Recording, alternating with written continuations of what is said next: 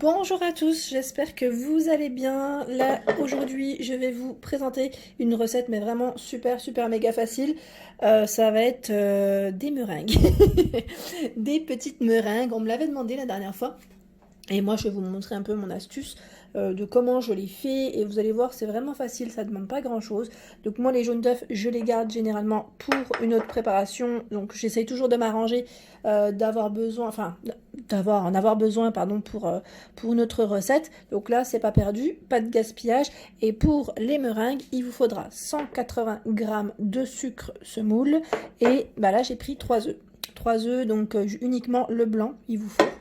Le blanc en neige, les blancs en neige, pardon, décidément, et une petite pincée de sel. Donc c'est tout simple, vous allez voir. Là, je vais battre avec mon batteur électrique les blancs en neige. Je vais rajouter tout de suite ma pincée de sel, comme vous pouvez le voir, voilà.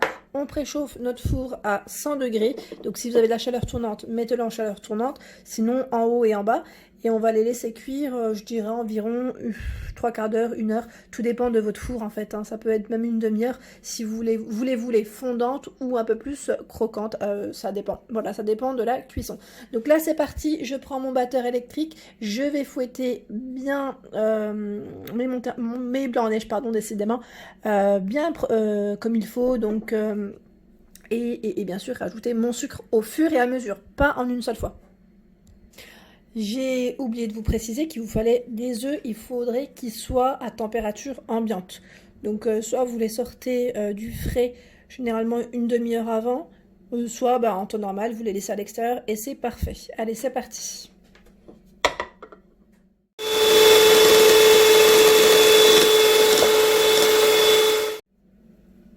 Voilà, donc là, comme vous pouvez le voir, ça fait une petite pointe, c'est que ma meringue est prête. Donc là, c'est très bien. Vous avez vu le résultat. Voilà, donc là, ce que je vais faire, c'est que je vais pocher tout ça. Je vais mettre ça dans un sac congélation pour ma part. J'ai pas de poche à douille, mais si vous avez des poches à douille, bien sûr, faites-le avec. Et donc là, papier sulfurisé, bien sûr, sur une plaque de cuisson, et c'est parti. Voilà, donc là, je viens prendre ma maryse et je mets le tout dans mon sac congélation. Donc là, moi, je m'aide de mon verre doseur. C'est vraiment pour mettre quelques meringues en fait, parce que moi je les utilise généralement pour la décoration pardon, de mes gâteaux. Donc je sais pas si vous les utilisez comme ça ou vous les préférez les manger pour le 4 heures. Pour les plus gourmands. Voilà. Hop, là je vais tasser. J'ai pas tout mis en une fois. Comme ça un sac congélation, c'est pas une poche, c'est pas pareil. Voilà, donc là j'ai poché rapidement, vraiment avec mon sac congélation. Vous voyez, ça fait des petits pics. Après, vous pouvez faire comme vous voulez. Vous pouvez prendre des embouts différents pour avoir des belles meringues bien plus jolies. Allez, là c'est parti. Je vais enfourner tout ça. Et bien sûr, donc là je surveille toujours la cuisson, 100 degrés et environ 1 heure.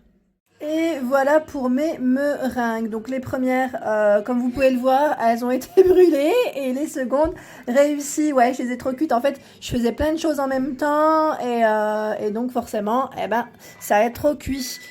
Voilà, donc là, vous avez vu, ma fille, elle est passée par là. Comme vous pouvez le voir. Bon, ça va, elle a mangé la première fournée, je dirais.